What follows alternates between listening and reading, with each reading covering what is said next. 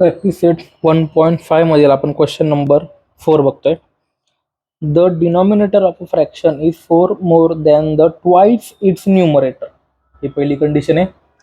Denominator becomes 12 times the numerator if both the numerator and denominator are reduced by 6. Find the fraction. आता जे माहित नाही त्याला आपण काय म्हणतो, एक्स आणि वाय. मग फ्रॅक्शन माहिती का आपल्याला? नाही माहिती. मग फ्रॅक्शन कसं असतं, एक वरती एक खाली, आपण त्याला एक्स आणि वाय. मग काय येणार, let numerator of a fraction be X, ठीक आहे, and let denominator of a fraction be Y. Got it. आता इकडे बघा, पहिली कंडिशन काय आपल्याकडे, the denominator of a fraction is 4 more than the twice its numerator. Denominator of, according to condition 1, according to condition 1, ठीक आहे. Condition 1 काय, denominator of fraction किती, आपण त्याला वाय मानलाय, इज 4 मोर. 4 मोर म्हणजे addition. 4 more than the twice. Twice its numerator. Twice म्हणजे 2, numerator काय, x, 2x. Got it. Denominator of a fraction is, is म्हणजे इज इक्वल टू 4 मोर. 4 मोर म्हणजे ऍडिशन. ट्वाइस, ट्वाइस म्हणजे 2, it's numerator, numerator म्हणजे x. Then मग आता हे, आता हा मायनस प्लसचा 2x इकडे आल्यावर मायनसचा 2x हा प्लसचा y इज इक्वल टू 4. हे इक्वेशन नंबर 1. आता according to condition 2, according to condition second, ठीक आहे. आता डिनॉमिनेटर बिकम्स, बिकम्स म्हणजे पण is equal to, denominator becomes is equal to 12 times the numerator. 12 times the numerator. Numerator कोण आहे, X. Denominator becomes 12 times the numerator if both are, both the numerator and denominator reduced. Reduce म्हणजे कमी करणे, reduce by 6. इथनं पण 6 कमी आणि ह्याच्यामधनं पण 6 कमी. क्लिअर. आता बघा, denominator becomes 12 times if both the numerator and denominator are reduced by 6.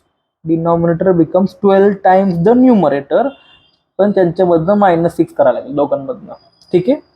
आता हा y -6 आहे तसा, 12 ने x मल्टिप्लाय केलं 12x आणि 12 ने 6 मल्टिप्लाय केलं 72, 72, हा मायनस म्हणून -72, ठीक आहे.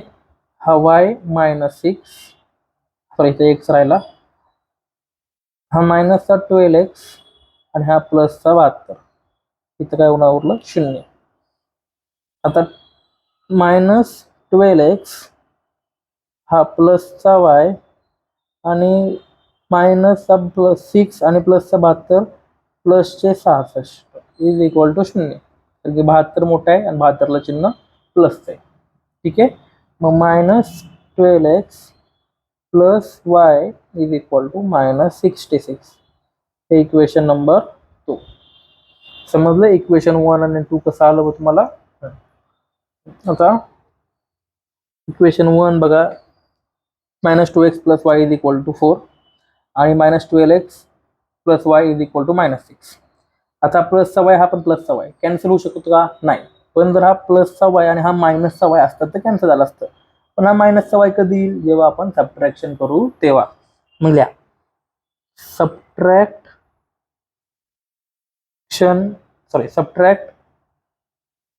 Equation 1 and 2. हे 1 इक्वेशन काय, -2x plus y is equal to 4. सबट्रॅक्शनचं साइन आपलं minus 12x plus Y is equal to minus 66. हा हा मायनसचा 12x झाला प्लसचा 12x, हा प्लसचा वाय झाला मायनसचा वाय, मायनस 66 प्लसचा 66. आता बघा, आता काय, आता हा प्लसचा 2 आहे बरं का, प्लसचा 12x आहे आणि हा मायनसचा 2x आहे. प्लस मायनस प्लस मोठ्या संख्येचं चिन्ह, 12 2 गेले 10 उरले, पण 12ला कुठले प्लस येऊन प्लसचे 10x, हा प्लसचा वाय मायनस वाय कॅन्सल, 66 आणि 4 70, हा मायनसचा 66 नाही प्लसचा 66 होता.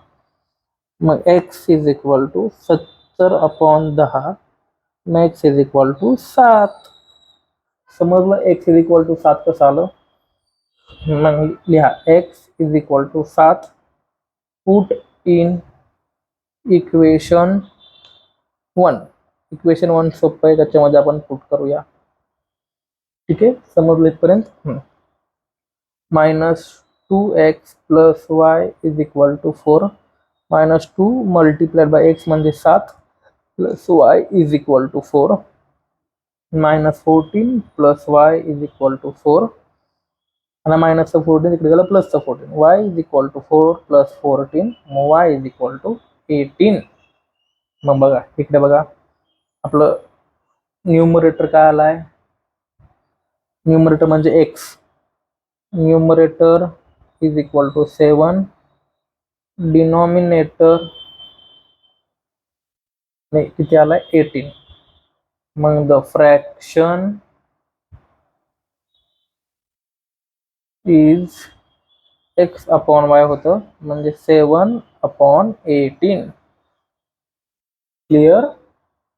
ठीक आहे.